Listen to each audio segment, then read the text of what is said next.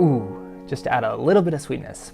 That sounds nice. Hi friends, today I will be giving you a step-by-step tutorial of how to play If the World Was Ending by Julia Michaels and J.P. Saxe. We will be going over all the different parts of this song and breaking down the chords of every section. If you're new, my name is Josh and my mission is to get people started on their journey of learning to play the piano. So if that's you, please consider subscribing. And with that, let's get into the lesson. This song is broken up into three main sections: a verse, a pre-chorus, and a chorus. And then there's also a tiny intro that's really just one chord. We'll go through every chord step by step and I'll show you how you can play this song for yourself. All right, let's get started. So first, this song is in the key of D flat. Here we go with the intro. So for the intro, it's just one chord, an A flat 7 chord. And the way that it's played in the song, let me play it for you real quick, sounds like this.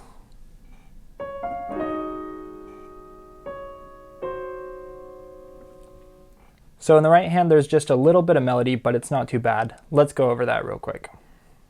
Starting on a D flat, we go D flat, F, E flat, D flat, C.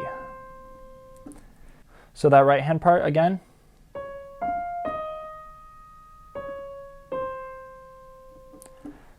All right, so on the third note of the right hand, we'll bring in the left hand. And that left hand is just going to be an A flat, E flat, and G flat, all played together. Then on the final note of the right hand, we're just going to repeat this last G flat. So one more time all together.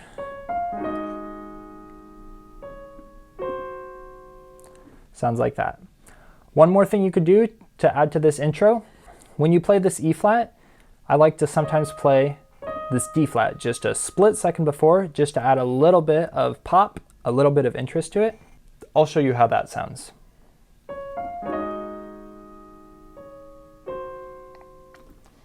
And that's the intro. All right, now let's look at the verse. So the verse starts on a D flat chord. And to play that, we're just going to play our D flat in the left hand and then D flat, F, and A flat in the right hand. Just your most basic D flat chord. After that, we'll move on to our E flat minor 7 chord. This is just an E flat in the left hand, D flat, G flat, and B flat in the right hand. We could just use a normal E flat chord, but to make it more interesting, we take down this E flat and play the D flat. After this comes the G flat chord. So in this one, G flat in the left hand, D flat, and B flat in the right hand. Also, we can add this A flat, just to add a little bit of sweetness. That sounds nice. And then the A flat chord. A flat in the left hand, E flat, A flat, and C in the right hand. Then we go on to our D flat over F chord, which is an F and a D flat in the left hand, an F, A flat, and D flat in the right hand. And then we'll go on to a B flat minor chord, which is just a B flat in the left hand, then a D flat and an F. So that's the whole verse. Let's play it through one time.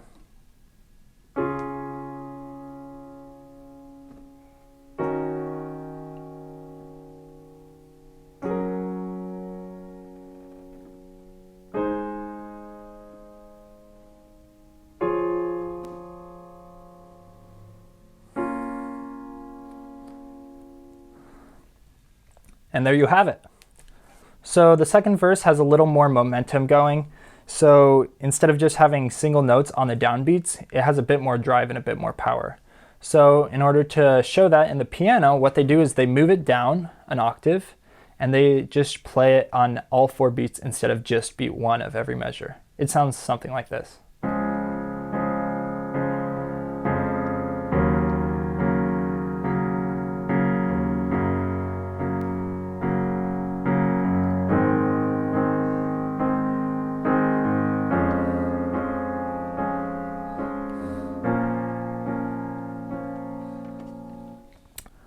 But yeah, listen to the song and play whatever you think sounds good. All right, next up is the pre-chorus. Let me just play that for you real quick.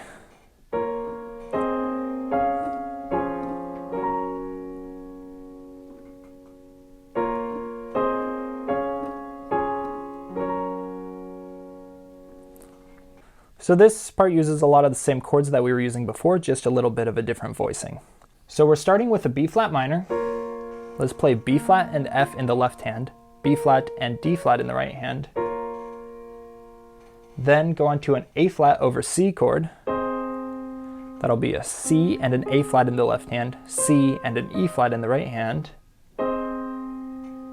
Then a D flat chord, D flat and A flat in the left hand, D flat F in the right hand. Then we're going to move down and play a D flat over F chord, which is an F, D flat, and F in the left hand, A flat, D flat, and A flat in the right hand. And then lastly, a G flat chord. G flat, D flat, G flat in the left, B flat, D flat, and B flat up in the right. That part's a little quicker, so it might take a little practice. Let's play it through one time if you're ready.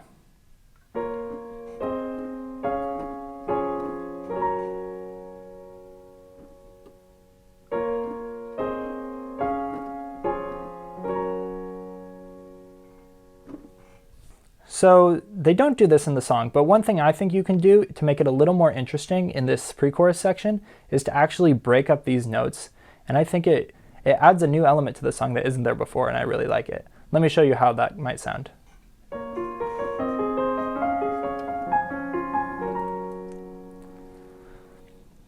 So yeah, mess around with that, play whatever you like. You could even play it down an octave or something.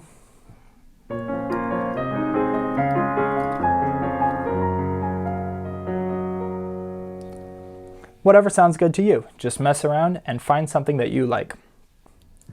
All right, we're almost done. This is the last section.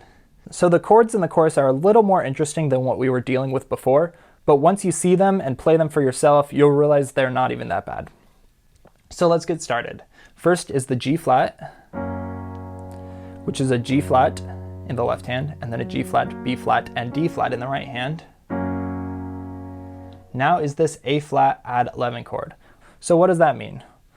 Really, if we go up, the 11th from this A flat is this D flat. So what we're going to play is A flat in the left hand, A flat and C, and then also add this D flat. And this is a really cool chord because instead of just playing your normal A flat chord, by throwing in the 11th here with the C here, it's adding a bit of tension, and you just really want to hear that resolve as a listener. It's like pulling, straining, it's not where it's supposed to be, and then when you finally get to the next chord, it's like you finally reached the top of the mountain. It just sounds great. So now let's go on to that third chord, which is a chord we've used before, the D flat over F chord. Just an F in the left hand, F, A flat, and D flat in the right hand. And then finally, the B flat minor chord. B flat in the left hand, F, B flat, and D flat in the right hand. All right, now let's go over the rhythm that you'll play. So in the left hand, we'll just play on the downbeats.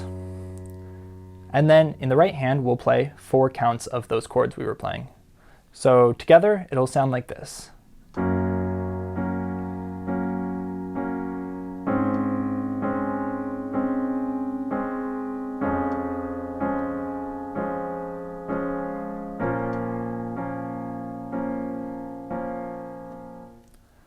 Then you play that a second time exactly the same.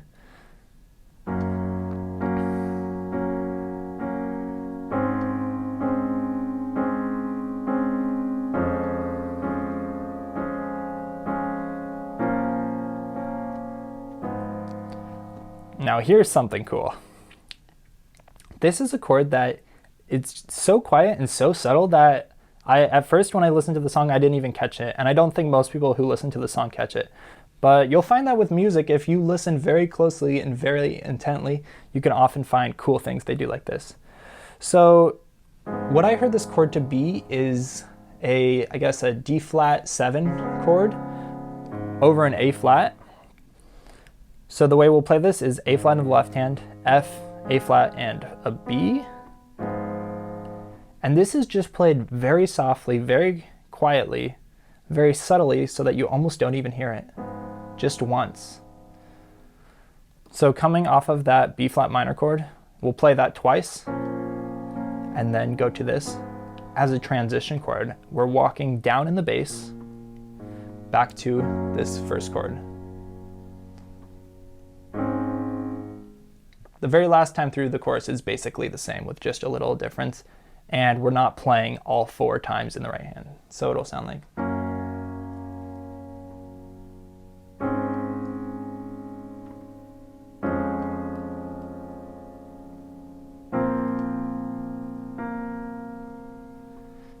And you can see what they're doing up here is they're adding the C, which is the 9th, to their B flat minor chord, and then going back down to the B flat minor chord. And that's the chorus. All right, that's the whole song. I'm gonna play it through one time, so if you're ready, you can try to play along. If not, go back and watch some of the sections that were a little tricky and practice it on your own, and then come back and you can try this. All right, here we go from the start.